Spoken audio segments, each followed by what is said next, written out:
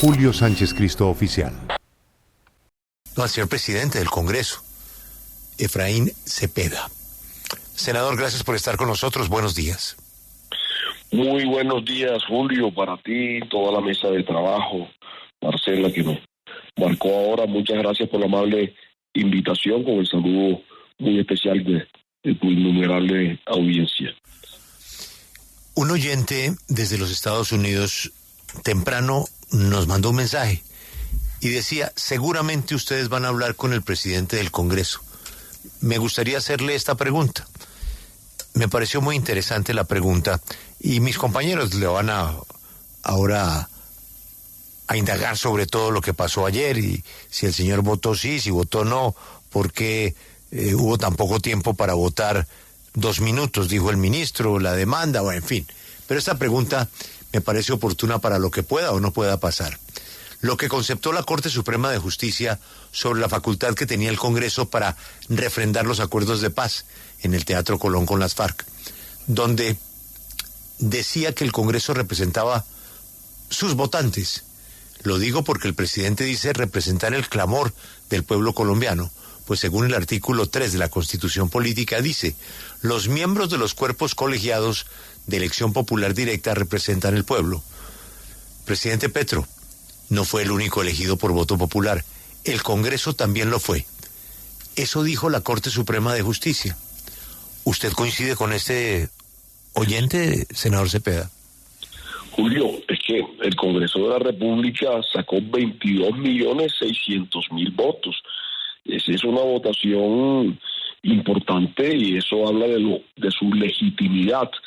Y por supuesto también reza la Constitución que hay independencia entre los poderes públicos. Nosotros somos democracia representativa, por supuesto que el Ejecutivo tiene todo el derecho de proponer pues una consulta, un referéndum, etcétera. Ha sucedido en el pasado para que también el pueblo se pueda pronunciar, pero la legitimidad del Congreso de la República está allí sobre ese pilar de no menos de 22,5 millones de votos. Señor presidente, han sido muchos los duros señalamientos del mandatario Gustavo Petro en su contra y esta vez le dice lo siguiente: Efraín Cepeda ha cometido un posible delito y la Corte Suprema debe investigar. Los indicios muestran que hay presuntamente un fraude, ya la justicia dirá al respecto. ¿Qué le responde usted? Realmente, pues yo no sé, esos ínfulas cuasi dictatoriales de pensar que el Congreso de la República es un apéndice del Ejecutivo, lo llevan a esos extremos, como el de la semana anterior, del 1 de mayo, de amenazarnos con una bandera de guerra, amenazarnos con sacarnos del Congreso, que no es otra cosa diferente que un golpe de Estado, con una espada. De manera que a mí me parece que eso lo lleva a ello. Esta votación ayer fue transparente, hubo en un momento un error en la contabilización de un voto, eso corresponde al señor secretario general, y quien pues había votado por Cambio Radical aclaró que su voto era negativo. Equivocadamente se había registrado manualmente que había votado positivo, y lo que hizo el secretario general fue corregir para darle transparencia al voto, de manera que ahí pues yo veo que hubo absoluta transparencia, además porque los votos electrónicos fueron 47, solo 2 votos manuales, el de Edgar Díaz Contreras, que es el de la polémica, y Andrés Guerra, pero Edgar Díaz lo ha dicho profusamente, su voto fue por el no, lo dijo en Twitter, está en las emisoras, en los diferentes medios de comunicación, él lo ha afirmado. No sé por qué insisten que el voto que sí, si el voto que no, el de Cambio Radical estaba obligado a votar por el no, lo hizo y así lo expresó él de viva voz, de manera que eso es absolutamente claro. Sí, senador, pues digamos que el Congreso o el Senado pues ya había mandado un mal mensaje al no discutir la reforma cuando estaba en la Comisión Séptima, cuando no se da pues ese proceso, luego cuando se pide esa apelación tampoco se hace, lo hicieron justamente ayer cuando estábamos en el tema de la consulta popular, y pues adicional a eso pues se presenta todo este problema donde además se cierra la votación muy rápido. ¿No le parece que el Congreso está mandando un mal mensaje con este tema? ¿Por qué no dejar más tiempo para que se pudiera surtir toda la votación? ¿Por qué no esperar? ¿Por qué no dar todas las garantías? Bien, lo primero que quiero decir es que los senadores de la Comisión Séptima que hundieron la reforma laboral han expresado que no hubo oportunidad de concertar con el gobierno, que el gobierno quería no que la comisión fuera notario de sus proyectos sin concertación, sin discusión, y por eso ellos optaron por hundirla. Quiero decir además que siendo yo presidente del partido, radicamos también en ese momento cuando iniciaba el trámite en la Cámara de Representantes una reforma laboral que allá no nos tuvieron en cuenta, y no nos tuvieron en cuenta por ese afán, porque había que acumularla por ese afán del gobierno nacional que es solo lo que ellos dicen sin posibilidad de discusión. De manera que con eso quiero reafirmar que en mi partido, que preside la senadora Nadia Abreu, hemos estado interesados en una reforma laboral. Por eso, pues, luego de varias discusiones, habíamos acordado aceptar la apelación para que se tramitara la reforma. Esas ponencias, las que fueron emanadas de la comisión accidental que nombré para que mirara la apelación, se radicaron el lunes, de manera que el martes se anunciaron y estábamos listos para votarlo ayer. Nos parecía que esa era una votación sencilla, porque si los partidos de gobierno habían presentado apelación, por supuesto, iban a respaldar esa postura. Y varios de los partidos independientes, incluso de senadores de oposición, también estábamos en esa línea. Nos parecía, pero oh sorpresa, los partidos de gobierno se opusieron a que adoptáramos su propia propuesta de que continuáramos con el trámite de la reforma laboral. Y eso lo discutieron durante varias horas. Finalmente el ministro del Interior expresó que sí, que la iban a acompañar, y fue una votación sencilla, casi unánime, y pues y el trámite que sigue es que inmediatamente ayer lo envié a una comisión constitucional, como dice la ley, diferente de la séptima, lo envié a la comisión cuarta, porque había conversado con varios de sus miembros, su presidente, y todos estaban en el ánimo de tramitar una reforma que no destruyera el empleo, una reforma que podría generar empleo, que ayudara también con el tema de la informalidad, no como esta que se tramitaba, que destruía 450,000 empleos, dicho por el Banco de la República, e incrementaba la informalidad hoy en el 58%, la llevara al 70%. De manera que eso se comienza a tramitar, y luego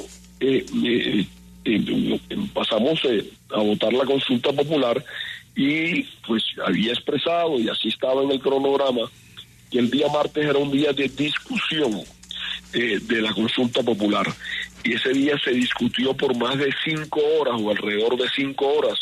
Intervinieron todos los partidos políticos, todos los voceros, todos los senadores que quisieran, y habíamos expresado que ya se había agotado la discusión y que el día de ayer era solo para votar, y esto fue lo que hicimos. Sí, presidente, el ministro Benedetti nos decía más temprano que usted ordenó cerrar ese registro pese a que al menos 6 senadores iban camino a votar, y que ese registro por lo general en democracia, como él ha manifestado, se deja abierto 30 minutos. ¿Qué fue lo que pasó allí?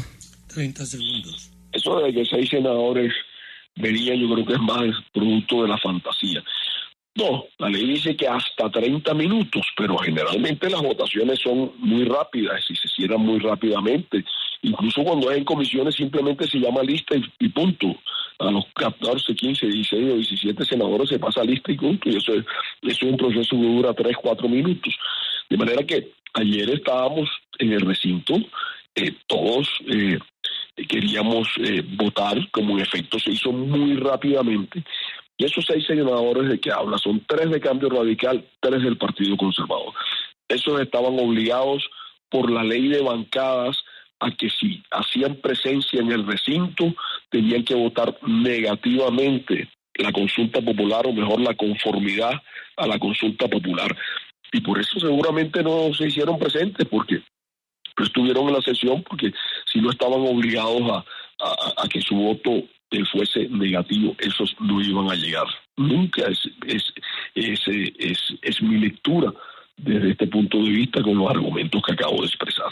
Sí, señor presidente del Senado, usted en ese cargo, en la presidencia, va hasta ahorita, hasta el 20 de junio, y empieza una nueva legislatura.